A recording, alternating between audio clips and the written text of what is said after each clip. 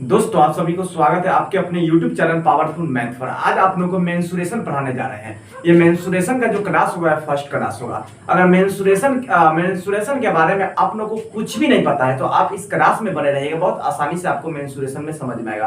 पूरा बेसिक से पढ़ाएंगे, एक एक पॉइंट के बारे में बताएंगे, ठीक है। हेडिंग देते हैं मेंसुरेशन।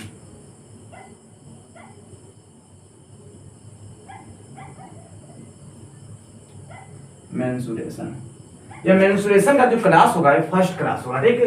मेंसुरेशन का एक क्लास फर्स्ट क्लास होगा, ठीक है।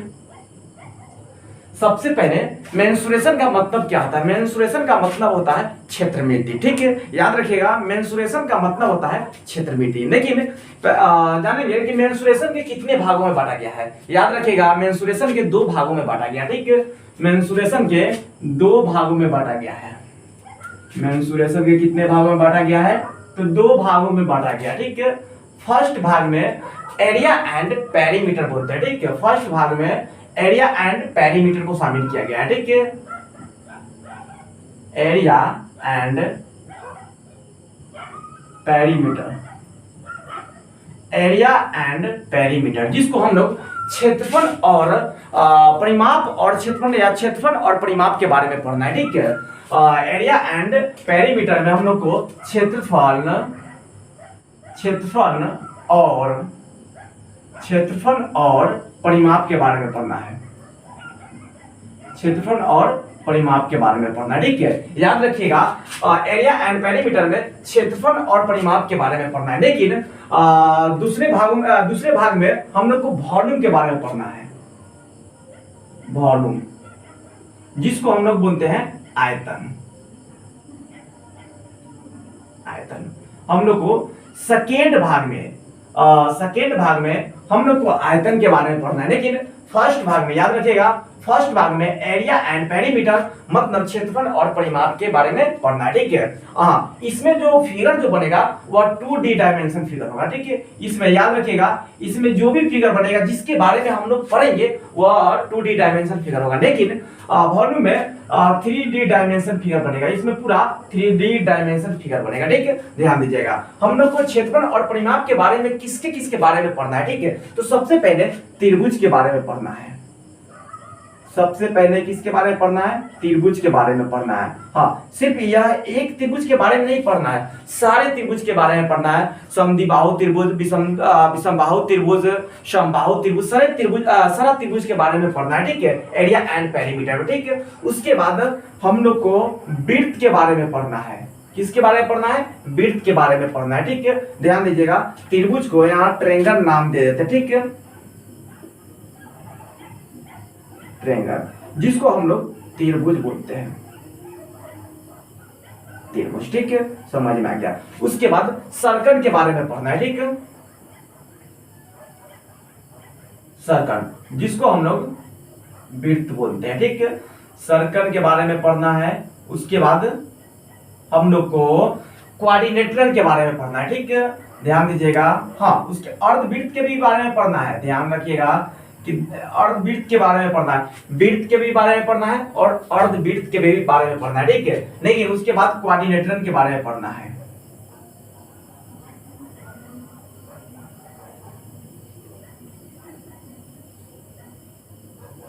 क्वाड्रिलेटरल, ठीक है। क्वाड्रिलेटरल के बारे में पढ़ना है, जिसको हम लोग हिंदी में चतुर्भुज बोलते हैं, ठीक है। चतुर्भुज के भी बारे में पढ़ना है। याद रखिएगा, एरिया एंड पेरीमीटर में हम लोग को सारा त्रिभुज के बारे में पढ़ना है। उसके बाद वृत्त के बारे में पढ़ना है। उसके बाद अर्धवृत्त के भी बारे में पढ़ना है। उसके बाद क्वाड्रिलेटरल मतलब चतुर्भुज के बारे में पढ़ना है। लेकिन आयतन में हम लोग को शंकु के बारे में पढ़ना है। सबसे पहले हम लोग को शंकु के बारे में पढ़ना है, ठीक है। शंकु के बारे में पढ़ना है, जिसको हम लोग कोण बोलते हैं इंग्लिश में, कोण। हिंदी में शंकु बोलते हैं, ठीक है। कोण के बारे में पढ़ना है, ठीक है। उसके बाद हम लोग को बेलन के बारे में पढ़ना है। हम लोग को उसके बाद बेलन के बारे में पढ़ना है, ठीक है। सिलेंडर, सिलेंडर, जिसको हिंदी में बेलन बोलते हैं, ठीक है। हिंदी में बेलन बोलते हैं, बेलन। ठीक है, कोण के बारे में पढ़ना है, सिलेंडर के बारे में पढ़ना है। उसके बाद ध्यान दीजिएगा, उसके बाद हम लोग को घन के बारे में पढ़ना है। ठीक है, घन।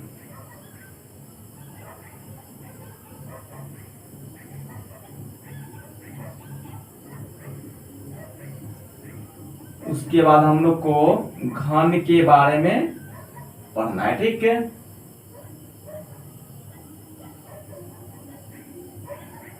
घन के बारे में पढ़ना है। ठीक है, जिसको हम लोग इंग्लिश में हम लोग क्यूब के नाम से जानते हैं। ठीक है, क्यूब इंग्लिश में हम लोग क्यूब बोलते हैं। ठीक है, उसके बाद घन के बाद घनाभ के भी बारे में पढ़ना है। ठीक है, ध्यान दीजिएगा, फिगर हम ऊपर बना देते हैं। ठीक है, घनाभ के भी बारे में पढ़ना है।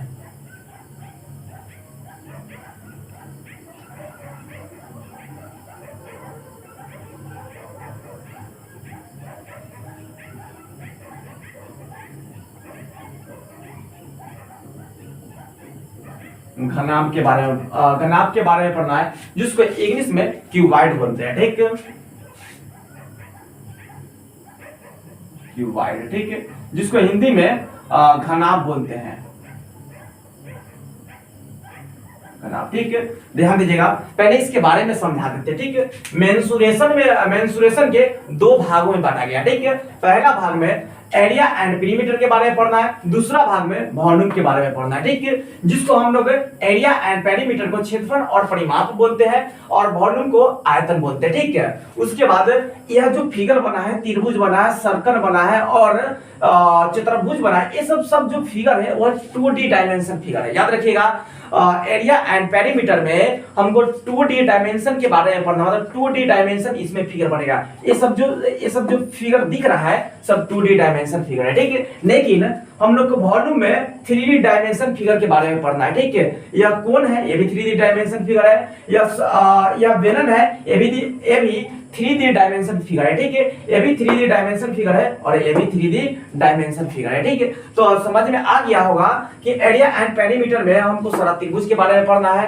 वृत्त के भी बारे में पढ़ना है और क्वाड्रिलेटरल के बारे में पढ़ना है। ठीक है, लेकिन आयतन में मतलब वॉल्यूम में कोण के बारे में पढ़ना है, बेलन के बारे में पढ़ना है, घन के बारे में पढ़ना है और घनाभ के बारे में पढ़ना है। ठीक है, समझ में आ गया होगा। ठीक है, तो हम लोग स्टार्ट करेंगे एरिया एंड पेरीमीटर से। ठीक है, स्टार्ट करेंगे एरिया एंड पेरीमीटर से।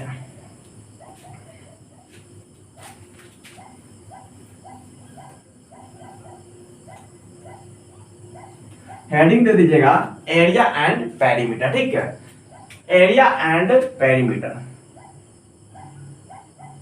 Area and perimeter. ठीक है, एरिया एंड पेरीमीटर से स्टार्ट करेंगे, जिसको हिंदी में क्षेत्रफल और परिमाप बोलते हैं। ठीक है, क्षेत्रफल और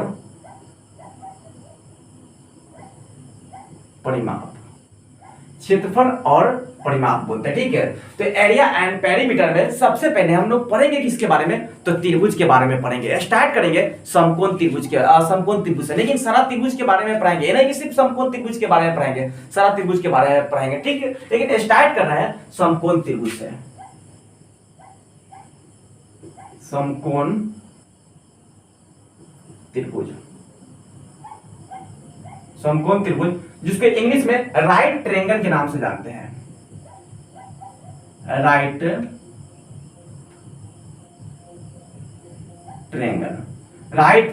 ट्रायंगल के नाम से जानते हैं। ठीक है, ध्यान दीजिएगा, सबसे पहले जानेंगे कि समकोण त्रिभुज कहते किसे। ठीक है, यहां पर फिगर हम बना रहे हैं। ठीक है, समझ में आ जाएगा।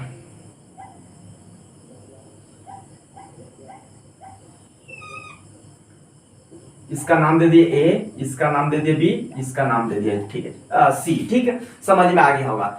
जिसका एक कोण 90 डिग्री होगा वह समकोण त्रिभुज। ठीक है, ध्यान दीजिएगा, यहाँ पर ये जो कोण बन रहा है वो कितने डिग्री बन रहा है, 90 डिग्री बन रहा है। ठीक है, तो ध्यान दीजिएगा, कोण जो बी है यहाँ पर जो कोण बी बन रहा है वह 90 डिग्री बन रहा है, ठीक है। कोण बी जो बन रहा है वो कितने डिग्री बन रहा है, 90 डिग्री। तो बोल सकते हैं यह समकोण त्रिभुज, ठीक है। ऐसे बोल सकते हैं कि कोई भी एक कोण अगर 90 डिग्री बन गया तो वह समकोण त्रिभुज बन गया, ठीक है। तो ध्यान दीजिएगा यह समकोण त्रिभुज है। क्यों समकोण त्रिभुज है, क्योंकि इसका एक कोण 90 डिग्री है। हाँ, 90 डिग्री के सामने की भुजा को कर्ण बोलते हैं, याद रखिएगा।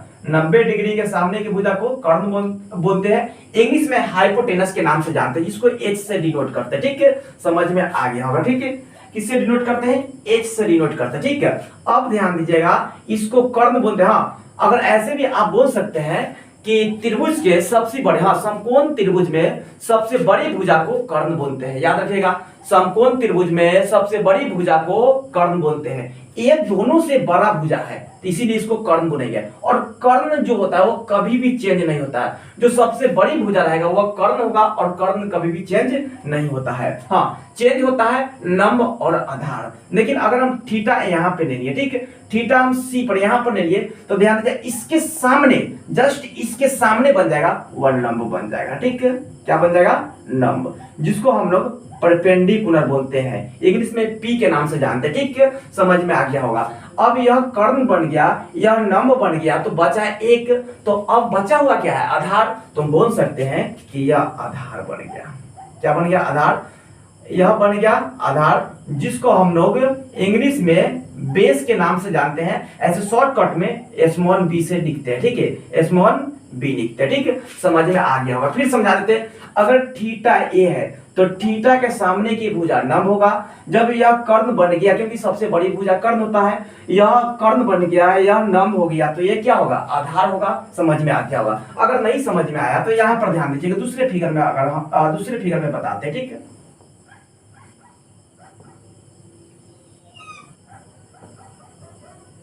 इसका नाम दे देते हैं ए बी सी, ठीक है। अब ध्यान दीजिएगा कि अब हाँ, एक कोण इसका एक 90 डिग्री है। क्या है, 90 डिग्री। 90 डिग्री के सामने की भुजा क्या होगा, कर्ण होगा, ठीक है। 90 डिग्री के सामने की भुजा क्या होगा, कर्ण होगा, ठीक है। लेकिन हम थीटा ए पर ले लिए, थीटा ए पर ले लिए, तो थीटा के सामने की भुजा क्या बन जाएगा, लंब बन जाएगा, ठीक है। क्या बन जाएगा, लंब, जिसको हम लोग इंग्लिश में परपेंडिकुलर बोलते हैं, ठीक है। अब यह लंब बन गया तो यह क्या बन जाएगा, आधार बन जाएगा। क्या आधार बनेगा कि नहीं, बन जाएगा, ठीक है। तो समझ में आ गया, थीटा के सामने की भुजा लंब बन जाएगा। जब यह लंब बन गया तो ये आधार बन गया, यह कर्ण बन गया, ठीक है। समझ में आ गया, ठीक है। लेकिन यहाँ पर ध्यान दीजिएगा, यहाँ पर हम समझा रहे हैं एक बहुत इंपॉर्टेंट पॉइंट है, ठीक है। यहाँ पे ध्यान दीजिएगा, इसका नाम ए दे दिए, इसका नाम बी, इसका नाम सी दे दिए, ठीक है। यह कर्ण है, सबसे बड़ी भुजा क्या है, कर्ण है, ठीक है, जिसको एच से लिखते हैं, ठीक है।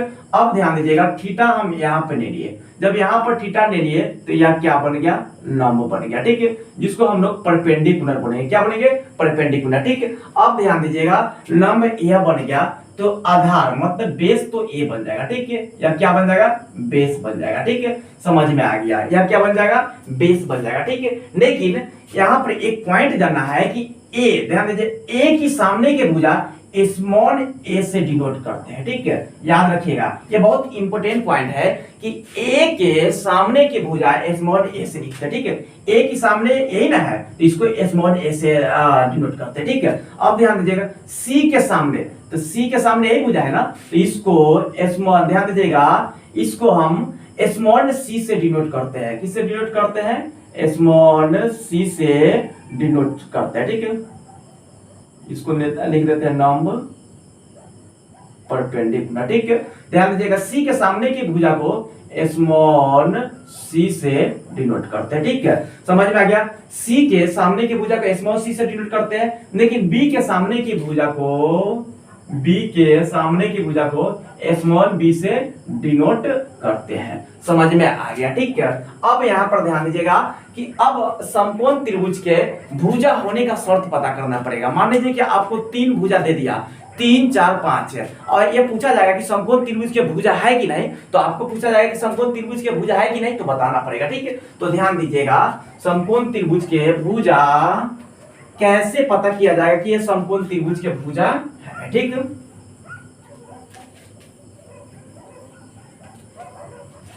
यहाँ पे ध्यान दीजिएगा, यहाँ पर समकोण त्रिभुज बना रहे हैं, ठीक है।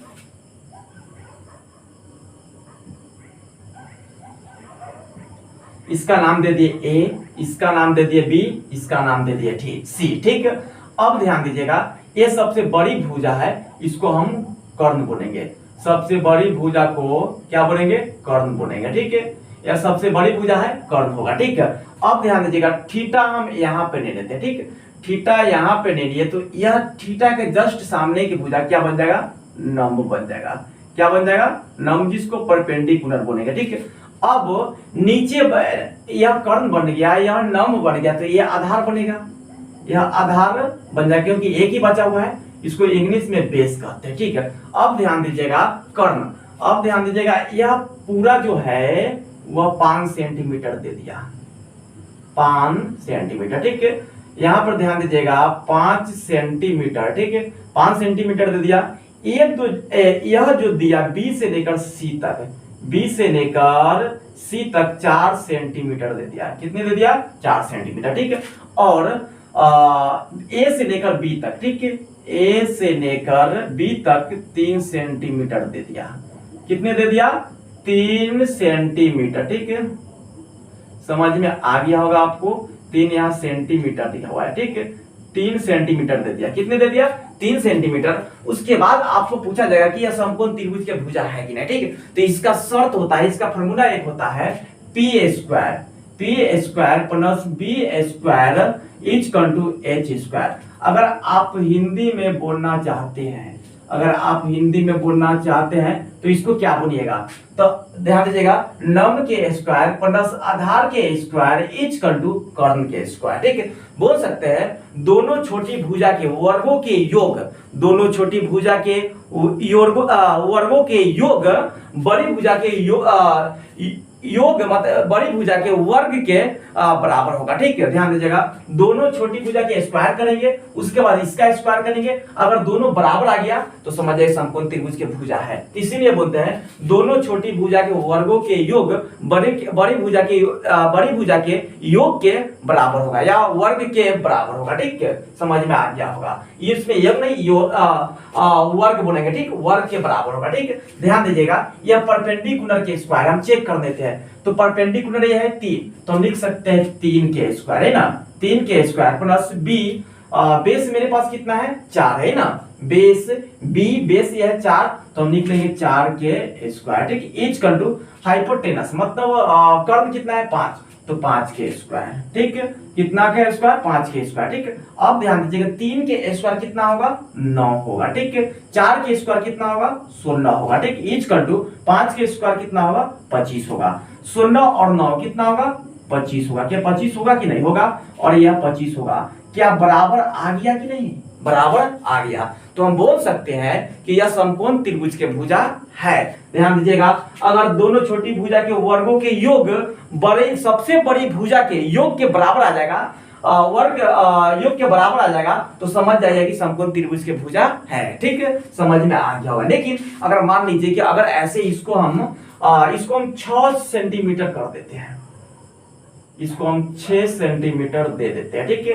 कितने सेंटीमीटर? 6 सेंटीमीटर। उसके बाद हम चेक करते हैं क्या यह समकोण त्रिभुज के भुजा होगा कि नहीं, ठीक है। यह शर्त, यह फॉर्मूला याद कर लीजिएगा, क्योंकि यह बहुत बार पूछा गया है।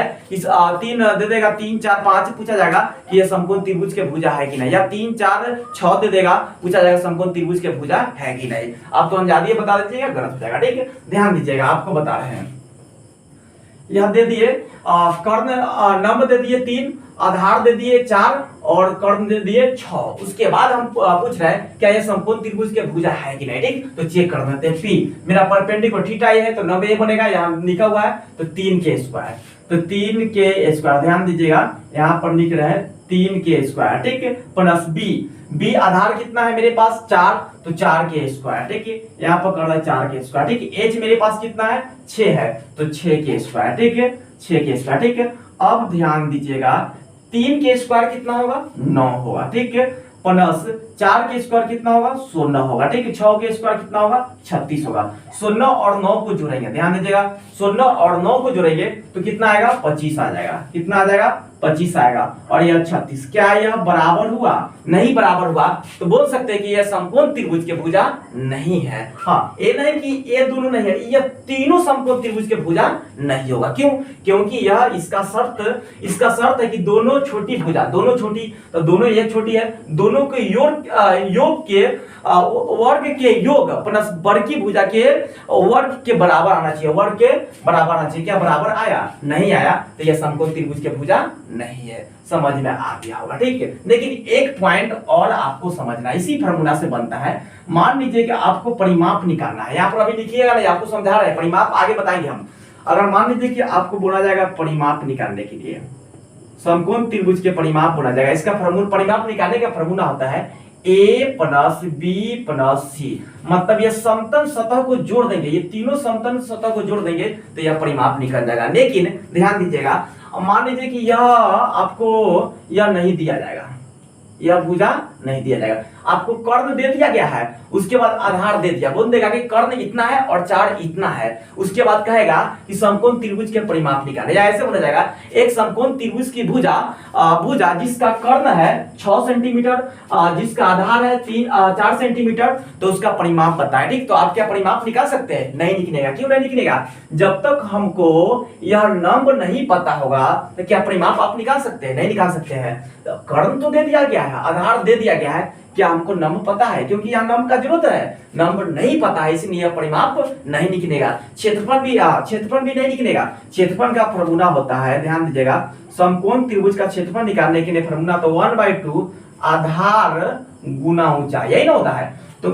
1/2 तो आप पता है, ये फॉर्मूला बना है। आधार बता सकते हैं कि 4 सेंटीमीटर है, ठीक है, आधार आप बता सकते हैं कि 4 सेंटीमीटर है, लेकिन ऊंचाई पता है नहीं है, इसलिए फिर भी यह क्षेत्रफल नहीं निकलेगा। ठीक है, लेकिन अब ध्यान दीजिएगा कि अब लंब कैसे निकाला जाए, इसका फॉर्मूला क्या होता है? लंब निकालने के लिए, कर्ण निकालने के लिए क्या फॉर्मूला होता है, और आधार निकालने के लिए क्या फॉर्मूला होता है, उसके बारे में बता रहे हैं। ठीक है, अगर मान लीजिए कि आपको तीनों साइड निकालने आ गया तो या क्षेत्रफल पूछे या परिमाप पूछे, बहुत आसानी से आप बता दीजिएगा। ठीक है, ध्यान दीजिएगा, या परपेंडिकुलर, सबसे पहले हम लंब निकालने का फार्मूला लिखते हैं, बनाते हैं। ठीक, इसी से बनेगा। ठीक है, तो पी स्क्वायर मतलब परपेंडिकुलर, ठीक है ना, उसके बाद पी स्क्वायर एच जहां है वही रहेगा, एच स्क्वायर, या बी उधर चल जाएगा तो माइनस हो जाएगा, तो माइनस बी स्क्वायर। ठीक है, अब हमको पी स्क्वायर के मान नहीं चाहिए, पी का ही मान चाहिए। जब हमको पी का मान चाहिए तो यह स्क्वायर उस पर जाएगा, उधर जाएगा, तो रूट चढ़ जाएगा, तो बोल सकते हैं H square minus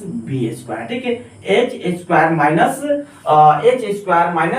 B square root under. ठीक, समझ में आ गया होगा। तो यह परपेंडिकुलर निकालने का फॉर्मूला है, हम चेक कर देते हैं क्या इससे निकलता है कि नहीं। ठीक है, ध्यान दीजिएगा, मेरे पास कर्ण कितना है, परपेंडिकुलर निकालने का फॉर्मूला है, यहाँ पर लिखते हैं परपेंडिकुलर निकालने का फॉर्मूला होता है H square minus B square, है ना, H square minus B square. ठीक है, मेरे पास कर्ण कितना है, 6 है, तो हम यहाँ पर लिखेंगे रूट अंडर 6 का स्क्वायर, है ना, रूट अंडर 6 का स्क्वायर माइनस बी कितना है मेरे पास, 4 है, तो हम लिखेंगे 4 के स्क्वायर। ठीक है, अब ध्यान दीजिएगा, इसको सॉल्व करेंगे। ठीक है, 6 के स्क्वायर कितना होगा, ध्यान दीजिएगा 6, नहीं यहाँ पर सबसे पहले 6 हम यहाँ पर नहीं लेंगे क्योंकि यह समकोण त्रिभुज के भुजा ही नहीं है, 5 ले लेते हैं। क्या लेते हैं? 5, तब ये समकोण त्रिभुज के भुजा होगा। ठीक है, क्योंकि समकोण त्रिभुज के भुजा नहीं होगा तो सबसे पहले समकोण त्रिभुज का अगर भुजा नहीं होगा तो क्या ये साइड निकलेगा? नहीं, और साइड निकलेगा भी तो ये समकोण त्रिभुज के भुजा होवे नहीं करेगा। ठीक है, तो समकोण त्रिभुज के भुजा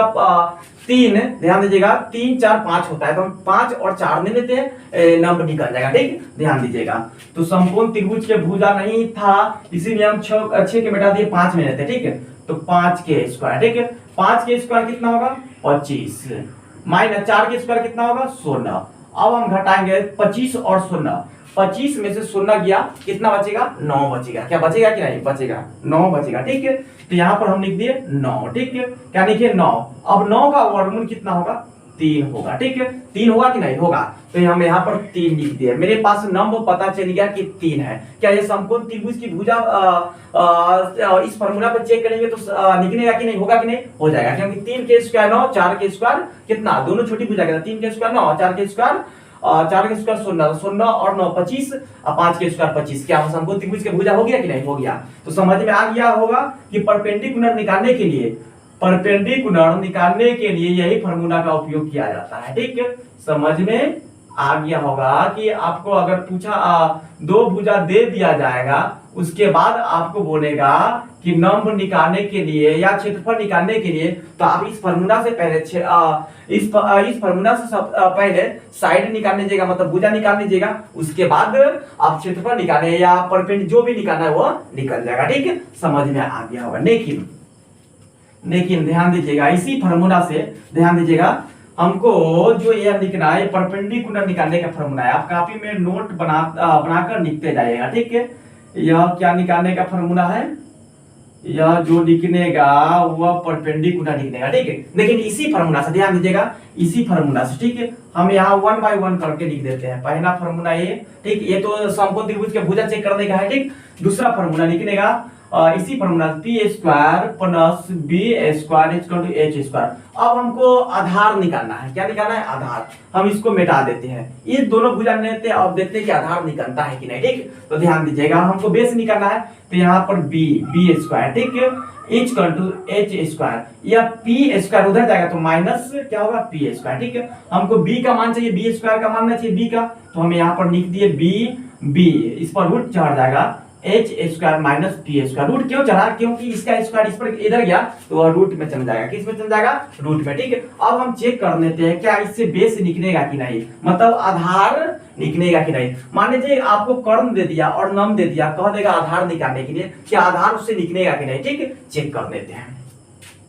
ध्यान दीजिएगा, हम यहाँ पर चेक कर देते हैं। ठीक है, यहाँ पर चेक कर देते हैं बी, उसके बाद root under H square minus P square, है ना है। अब ध्यान दीजिएगा, बी बेस निकालना है हमको, एच कितना है मेरे पास 5, तो 5 के स्क्वायर माइनस पी कितना है 3, तो 3 के स्क्वायर, है ना, 3 के स्क्वायर। ध्यान दीजिएगा, एच कर्व मेरे पास कितना है 5 है, और परपेंडिकुलर कितना है, परपेंडिकुलर 3 है। ठीक है, तो ध्यान दीजिएगा, नहीं समझ में आया, ध्यान दीजिएगा, आपको नहीं समझ में आया, हम थोड़ा बड़ा लिखते हैं। ठीक है, 5 के स्क्वायर माइनस 3 के स्क्वायर। ठीक है, अब ध्यान दीजिएगा, मेरे पास तो बेस ही निकालना है, आधार निकालना है।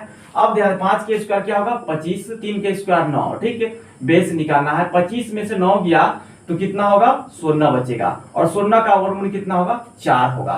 तो बोल सकते हैं कि यह 4 निकल गया कि नहीं। हाँ, अब एक कंफ्यूजन मत होइएगा, कभी भी कहेगा आधार निकालने के लिए या कर्ण निकालने के लिए तो दो भुजा देगा, ये दोनों भुजा दे देगा तो ये पूछ देगा, ये दोनों भुजा दे देगा तो ये पूछ देगा, ये दोनों भुजा दे दिया तब ये पूछेगा। ये नहीं कि एगो भुजा देगा, एगो देवे नहीं करेगा, दो को देगा तब एगो निकालना पड़ेगा, उसके बाद आधार पूछे या सॉरी परिमाप पूछे या क्षेत्रफल पूछे, आप निकाल कर बता दीजिएगा। ठीक है, अब ध्यान दीजिएगा, मेरे पास यह जो फार्मूला बना या दूसरा फार्मूला बना, ठीक है, जिसको हम लोग बोलते हैं, इससे बेस निकलेगा, आधार निकलेगा। ठीक है, अब ध्यान दीजिएगा, तीसरा फार्मूला इसी से बनेगा, कर्ण निकाल, हमको अब कर्ण निकालना है, सबसे बड़ी भुजा निकालना है। ठीक है, कर्ण है ना, तो कर्ण निकालने का क्या फार्मूला होता है, कर्ण यही है ना, तो हम इसको लिख सकते हैं एच स्क्वायर, इधर इसको कर देते हैं P square plus B square. ठीक है, एच स्क्वायर है तो एच लिख दिए, अब यह स्क्वायर इस पर चला जाएगा, रूट चढ़ जाएगा, तो P square plus B square होगा, हुआ कि नहीं, बी स्क्वायर होगा।